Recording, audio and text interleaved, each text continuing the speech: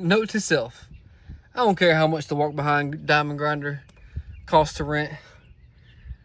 Get it next time instead of wasting your money on